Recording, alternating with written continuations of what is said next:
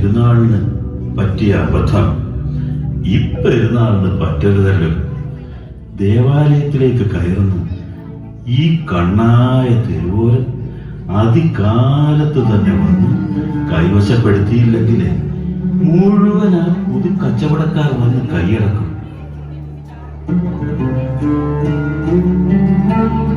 നേരത്തെ വന്നില്ലെങ്കിൽ തേമാൻ മല പുറമ്പോക്കിലോ ചന്തപ്പുറത്തോ ചെന്നിരുന്നാ മതി. ഇവിടെ ആകുമ്പോ ആ പണക്കൊതിയന്മാരായ കള്ളക്കൈക്കാരന്മാരെ മണിയടിച്ച് എന്തെങ്കിലും നക്കാപ്പിച്ച് കൈമടക്ക് കൊടുത്താല് അവരങ്ങ് സമ്മതിക്കും. 7 ദിവസത്തെ വാരപ്പെരുന്നാൾ കഴിഞ്ഞിട്ട് വേണം 2 ഒട്ടകങ്ങളെ മേടിക്കാൻ. എന്നിട്ട് വേണം സുന്ദരിയായ ഒരു ചൂതപ്പെണ്ണിനെ കെട്ടാൻ. ഓർത്തിട്ട് തന്നെ കുളിച്ചു പോരുന്നു.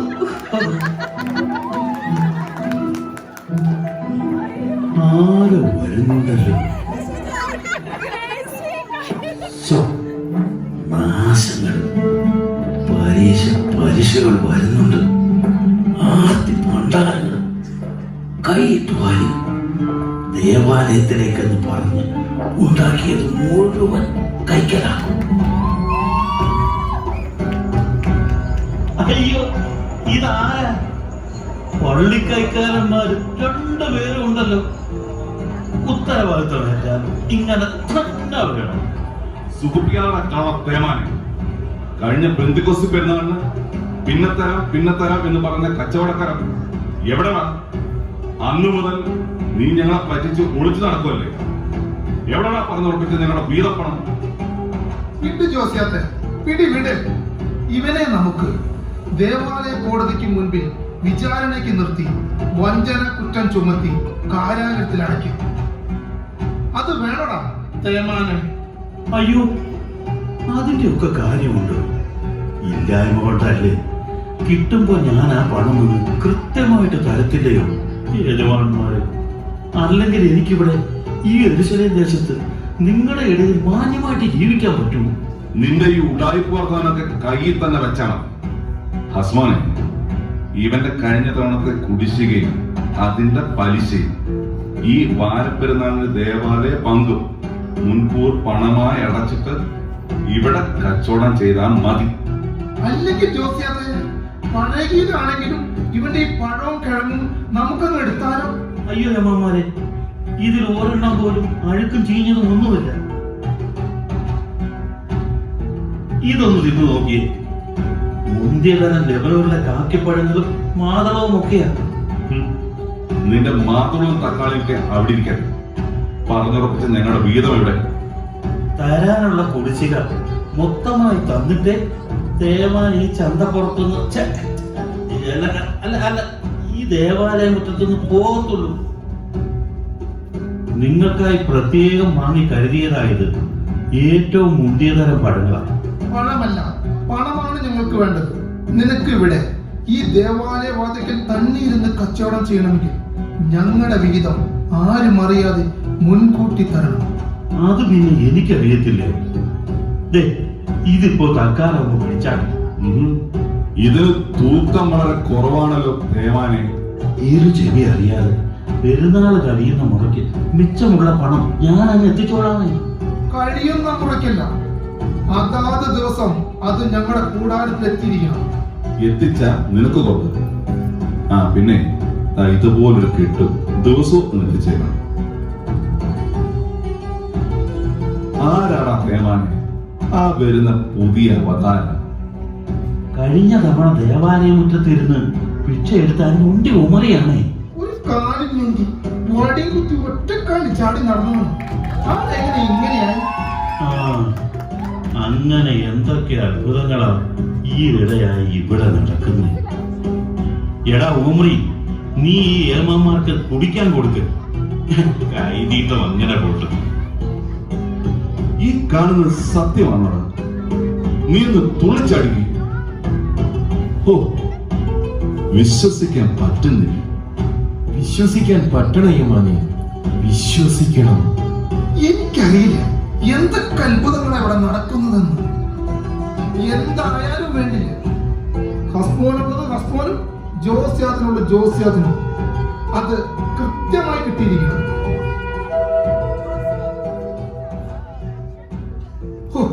നേരം പോയി അറിഞ്ഞില്ല, ഞങ്ങൾക്ക് പ്രാർത്ഥനയ്ക്ക് സമയമായി. നീ കച്ചവടം കഴിഞ്ഞ് ഞങ്ങളുടെ കൂടാരത്തിലേക്ക് വന്നേക്കണം. വെറും കൈയോടല്ല, ഞങ്ങളുടെ വിഹിതവുമാണ്. ഞാൻ നിന്നോടുകൂടെ പറഞ്ഞത് ഓർമ്മയുണ്ടല്ലോ. വന്നോളാമേ, ഉള്ളതിന്റെ പങ്ക് കൃത്യമായി അങ്ങ് എത്തിച്ചേക്കാം. അവൻ എത്തിച്ചോളും, അല്ലെങ്കിൽ ഞാൻ ഈ ഞൊണ്ടിയുടെ കയ്യിൽ നിന്ന് വാങ്ങിക്കൊണ്ട് തന്നോളാം. അത് വേണ്ട, ഞാൻ തന്നെ കൊടുത്തോളാം. അല്ലെങ്കിൽ അത് പേമാന് വലിയൊരു ബുദ്ധിമുട്ടാവും. പിന്നെ ഞൊണ്ടീന്ന് വിളിക്കാൻ എന്റെ കാലിന് ഇപ്പൊ കുഴപ്പമൊന്നുമില്ലല്ലോ. ഞാൻ നിങ്ങളെ പോലെ തന്നെ രണ്ടു കാലിൽ നടക്കുന്ന കണ്ടില്ലേ തേമാനെ? ഓ, എന്നാ പിന്നെ നിന്റെ ഒരു നടത്തം. എന്നാ ഞാൻ കാണിക്കുന്ന പോലെ നീ ഒന്ന് കാണിച്ചേ. കാണിക്കടാ, കാണിക്കടാ ഓമനി, ഇങ്ങനെ ഒന്ന് കാണിക്കടാ, കാണിക്ക ഓമനി, കാണിക്കടാ, ഇങ്ങനെ ഒന്ന് കാണിക്കടാ. കണ്ടറിയാത്ത സത്യത്തെ താങ്കളുടെ മുമ്പിൽ പരീക്ഷിച്ച് കാണിച്ച് തെളിയിക്കേണ്ട കാര്യമൊന്നും എനിക്കില്ല. അതല്ല, നിനക്ക് കഴിയില്ലെന്നൊക്കെ പറഞ്ഞാ പോരേടാ. തേമാനെ, ഒന്ന് തുള്ളിച്ചാടും നീ കാലുകൾക്ക്. നാളെ ചലനശേഷി ഉണ്ടാവണമെന്നില്ല. ഇന്ന് കാഴ്ചയുള്ളവന് നാളെ കാഴ്ചയുണ്ടാവണമെന്നില്ല. വികസിക്കുന്ന ഈ നാവുകൾ മൗനിയാകാനും അധിക സമയം വേണ്ട. അതുകൊണ്ട് അഹങ്കാരത്തെ വെടിഞ്ഞ് വിനയമുള്ളവനായി ജീവിക്കും. എന്താണ് പിശാചേ, ദേവാലയമറ്റത്ത് നീ എന്നെ ശപിക്കുകയാണോ അതോ ഉപദേശിക്കുകയാണോ? അതാരാ വരുന്നത്? ഇവിടെ ഒന്നും കണ്ടിട്ടില്ലല്ലോ. കണ്ണ് കാണാത്തവനാണ്, കണ്ണ് സഹായിക്കണേ. കണ്ണ് കാണാത്തവനാണ്. ഹോ, ഇന്ന് രാവിലെ മുതൽ കാണുന്നതെല്ലാം ശകുനപ്പിഴകളാണല്ലോ. ശകുനപ്പിഴ? ജന്മനാ ഞാനൊരു ശകുനപ്പിഴയാണ്. അത് കാര്യമാക്കേണ്ട സഹോദര. മറ്റുള്ളവരെ പരിഹസിച്ചു പഠിച്ചവർ ഇപ്പോഴും അത് തന്നെ പാടി നടക്കും. അവനവൻ അനുഭവം കിട്ടുമ്പോൾ തന്നെ താനെ പഠിച്ചോളൂ. എന്താണ് അമറി? മുടത്ത് മാറി രണ്ടു കാലിൽ നടക്കാറായപ്പോ നിന്റെ പൂർവ്വ ഭിക്ഷാപീഠം നീ ഇവന് വിറ്റോ? അത് കൂലിക്കെങ്ങാനും കൊണ്ടുവന്നതാണാടാ. ഉടന്ത് മാറിയം എന്ത് ഭിക്ഷാപീഠം വിൽപ്പന? ഒന്നും മനസ്സിലാവുന്നില്ലല്ലോ. ഞങ്ങൾ സാധുക്കളായ മനുഷ്യൻ. ഇതെന്റെ മകൻ അനന്യാസ്, ഞാൻ സെബിയോ. യെരുശലേമിന്റെ അതിർത്തി ഗ്രാമമായ സോർ നഗരത്തിൽ നിന്ന് വരികയാണ്. അപ്പാ, ഭിക്ഷയ്ക്ക് വന്ന് നമ്മൾ എന്തിനാ ഊരും പേരും പറഞ്ഞ് പരിചയപ്പെടുത്തുന്നു? എനിക്ക് വിശക്കുന്നപ്പാ, എനിക്കിനി ഒരടി കൂടി നടക്കാൻ വയ്യ. അങ്ങനെ പറ. ഒന്നുമല്ലെങ്കിൽ കച്ചവടമെങ്കിലും നടക്കുമല്ലോ. ദേ, എല്ലാ ഭക്ഷണ സാധനവും ഉണ്ട്. ഗുണമോ തുച്ഛം, വിലയോ മെച്ചം. അല്ല, വിലയോ തുച്ഛം, ഗുണമോ മെച്ചം. ചൂട് റൊട്ടിയും കാട്ടുതേനും പഴക്കൂട്ടും. ഒരു വെള്ളിക്കാശ് മാത്രം. അപ്പാ, ഒരു വെള്ളിക്കാശോ? അത്രയും നമ്മുടെ കയ്യിൽ ഉണ്ടോ അപ്പാ? എന്നാ പിന്നെ കൂട്ടത്തിൽ ഒരു കട്ട വാഴപ്പഴം കൊണ്ട് തരാം. ഇതുവരെ ഒരു വെള്ളിക്കാശ് തികഞ്ഞിട്ടില്ല. കുറച്ച് ചെമ്പ് നാണയങ്ങൾ മാത്രമേ കിട്ടിയിട്ടുള്ളൂ. ഇതിനുള്ളത് നന്നാട്ട്. വെള്ളിക്കാശില്ലെങ്കിൽ തിന്നണ്ട, പട്ടിണി കിടാം.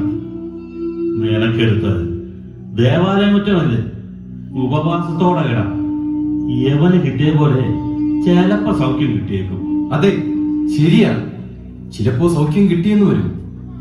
കാണേണ്ടവനെ കണ്ടാൽ, അവനൊന്ന് തൊട്ടാൽ സൗഖ്യം കിട്ടിയെന്ന് വരും. ദാ താങ്കൾക്ക് വേണ്ട വെള്ളിക്കാശ്. സൗഖ്യമോ? എന്ത് സൗഖ്യം? ആരെയാണ് കാണേണ്ടത്? ആരാണ് തൊടേണ്ടത്? ഒന്നും മനസ്സിലാകുന്നില്ലല്ലോ. സഹോദര, അനന്യാസ് എന്നല്ലേ പേര് പറഞ്ഞത്? നീ ആദ്യം ഈ ഭക്ഷണം കഴിച്ച് വിശപ്പടക്കും. അത് കഴിഞ്ഞ് എല്ലാം വിശദമായി പറയാം. ഞാനും നിന്നെ പോലെ ഒരു അംഗവൈകല്യമുള്ളവനായിരുന്നു. ജന്മനാ മുടന്തനായി ജനിച്ചു. ഊന്നുവടിയിൽ കുത്തി നടന്ന് ഭിക്ഷയാചിച്ചു കഴിഞ്ഞവൻ.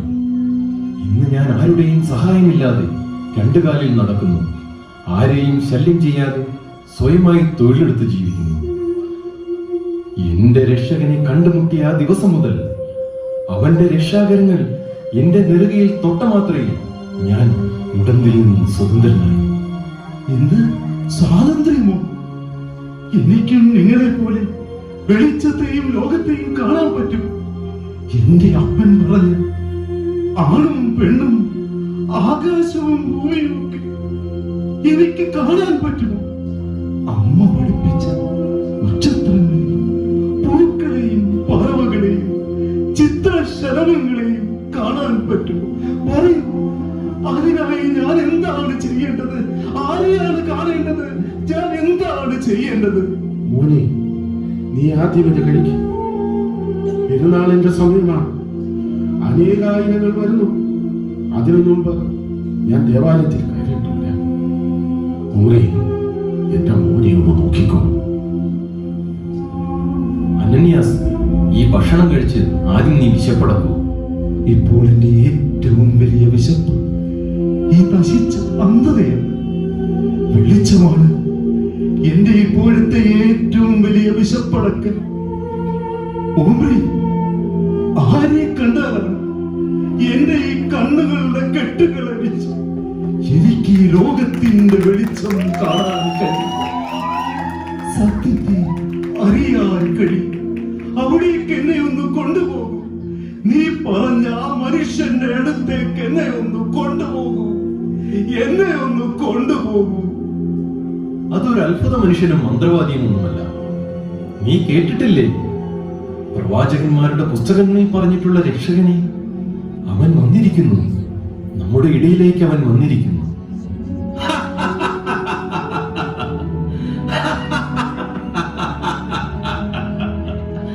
വെറും ഒരു തച്ചന്റെ മകനായ ഈ നസ്രായനോ രക്ഷകൻ?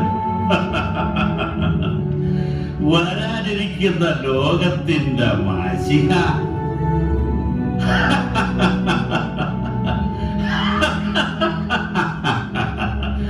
ഇതേതോ ജ്ഞാനവിദ്യ അല്ലെങ്കിൽ മന്ത്രവാദം. അല്ല, അവൻ രക്ഷകനാണ്. കന്യക ഗർഭം ധരിച്ച് ദാവീദിന്റെ ഗോത്രത്തിൽ പിറന്നവൻ, സകല മാനവകുലത്തെയും പാപത്തിൽ നിന്നും കരകയറ്റുവാൻ വന്നവൻ, അന്ധകാരം നീക്കി ലോകത്തിന് വെളിച്ചം നൽകുവാൻ വന്നവൻ. ഫൂ! ലോകത്തിന് വെളിച്ചം നൽകാൻ വന്നവൻ പോലും. എന്ത് വെളിച്ചം? ഒരു രക്ഷകൻ പോലും. രക്ഷകൻ പരിഹസിക്കണ്ട. നീ കണ്ടതല്ലേ തേമാനെ, ഈ ദേവാലയ മുറ്റത്ത് അനേക രോഗികളെ അവൻ സുഖപ്പെടുത്തിയത്, തളർവാദ രോഗികൾ കിടക്കയെടുത്ത് നടന്നത്. എന്തിന്? ജന്മനാ മുടന്തനായി ഞാൻ നിന്റെ മുൻപിൽ രണ്ടു കാലിൽ നിൽക്കുന്നത്. എന്നിട്ട് നീ എന്താണ് ഇതൊന്നും വിശ്വസിക്കാത്തത്? ഓംറി, കാണാതിരുന്നിട്ടും നിന്റെ ഈ ദൃഢതയുള്ള വാക്കുകളിൽ ഞാൻ വിശ്വസിക്കുന്നു. അവൻ ദാവീദ് പുത്രനാണെങ്കിൽ എനിക്കും ഈ ലോകത്തെ നേരിട്ട് കാണാൻ കഴിയും.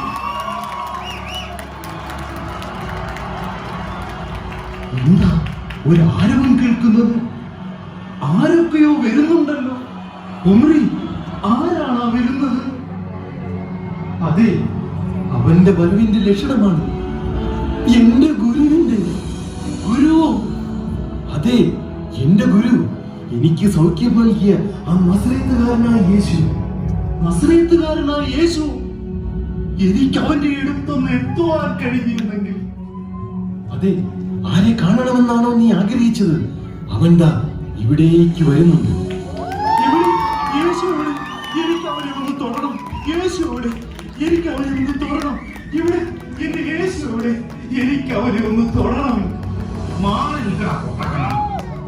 മാണം ആൾക്കാർ ചവിട്ടിക്കൂടാതെ. യേശുവേ, ദാവീദ് പുത്ര, എന്നോട് കരുണ തോന്നണമേ. യേശുവേ, ദാവീദ് പുത്ര, എന്നോട് കരുണ തോന്നണമേ.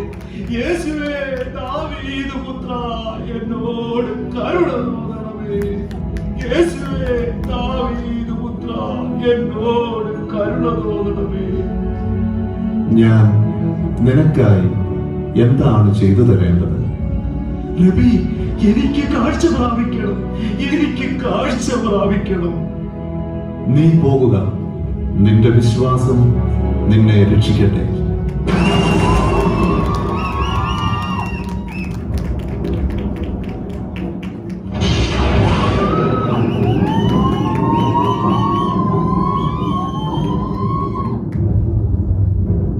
എനിക്ക് എനിക്ക് എനിക്ക് നിങ്ങളെ കാണാം. എനിക്ക് നിങ്ങളെ കാണാം. ആണിനെയും പെണ്ണിനെയും കാണാം.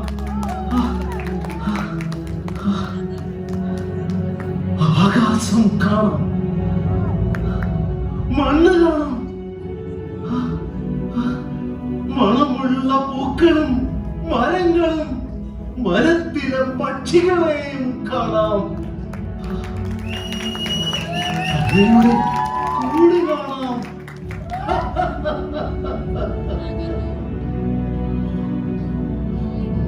എന്തൊരു മനോഹരമായ ഭൂമി! എത്ര നിറങ്ങളാണ്!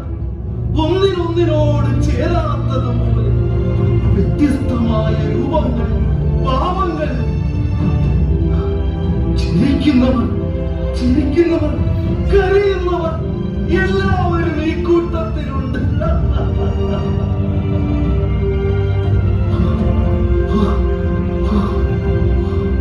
മനുഷ്യൻ, നീ എത്ര സുന്ദരനാണ്! നീ എത്ര സുന്ദരനാണ്! ഇരുട്ടിലെനിക്ക് ഈ സുന്ദരമായ ലോകം കാണാൻ കഴിഞ്ഞില്ലല്ലോ. എനിക്കിതൊക്കെ ഒന്ന് ആസ്വദിക്കണം. എനിക്കിതൊക്കെ ഒന്ന് ആസ്വദിക്കണം. എനിക്ക് ആഘോഷത്തിന്റെ ദിനം. എനിക്ക്